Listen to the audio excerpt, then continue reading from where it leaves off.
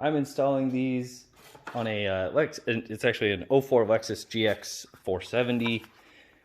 These are the Hikari ones off Amazon. Pretty much the group kind of has good luck with them. They are an LED that has a fan internal. I'm not a huge fan of that because the fan will go out. That's a guaranteed at some point that fan's gonna die. And it's just meant to keep that LED unit cool. But in all honesty, if it's overheating, you must really be throwing some light. That's all I'm gonna say. So the right side is actually really easy. I'm gonna show you guys.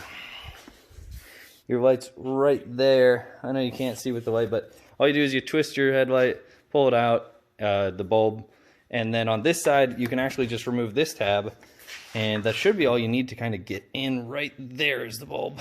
So, right here. And I was able to get the plug off right there with my hand kind of down there. And luckily on an LED unit, you'll actually have this extra cable, so it should be a little easier to even plug back in. So that's your install. It's pretty simple and straightforward on a GX. So, okay, so same settings all on my camera. 1.350 with an f of 1.5. That's f-stop. We got ISO at 500, and the white balance is 3400K. So this is the difference between the LED, which actually doesn't glare as bad as the camera's making it seem, versus stock. And then here's the two, just kind of with the lights on. You can see the LED does seem to be putting out some more light. We'll shut it off. And still, it seems like the LED puts out a bit wider and definitely a bit more intense of a light. And it still retains my factory cutoffs. You can see my hand here. Right there is about the cutoff. So it's not going to blind any other drivers. And I guess we'll get the other one installed and we'll get the before and after. Okay, that is the headlights as is.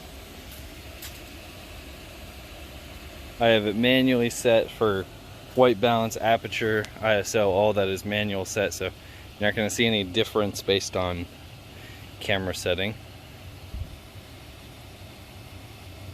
Alright, so same settings. White balance is at 3400K, so they actually look very blue, and I apologize for that. I should have used a different white balance. But this is how bright they are with all the same settings. And my outside light is still on. Nothing has changed out here.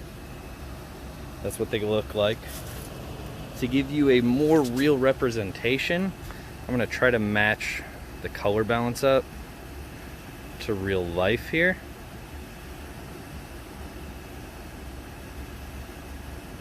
I would say they're about 4900K. That's about what they look like. They're a pretty good white. There's the slightest blue tint right there. You guys are seeing that blue stripe. I see that blue stripe as well. On the right side, there isn't so much that blue stripe. It doesn't exist. In real life, it does not either. Okay, so here's trying to give you a real life representation of the color output and how it actually looks. I am trying to match up video settings here actually to kind of mimic what it actually looks like for me, which you can't get perfect, but that's about as close as I can get. It's a lot more clarity. See where this, I'm just gonna try to point right here, this bump is.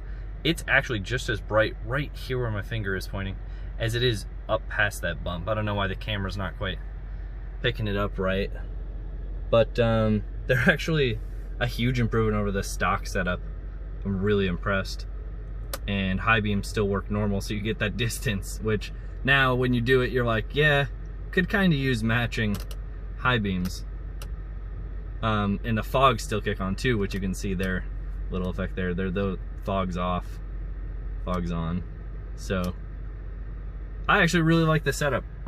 It's an awesome upgrade actually for, I mean, 35 bucks I think.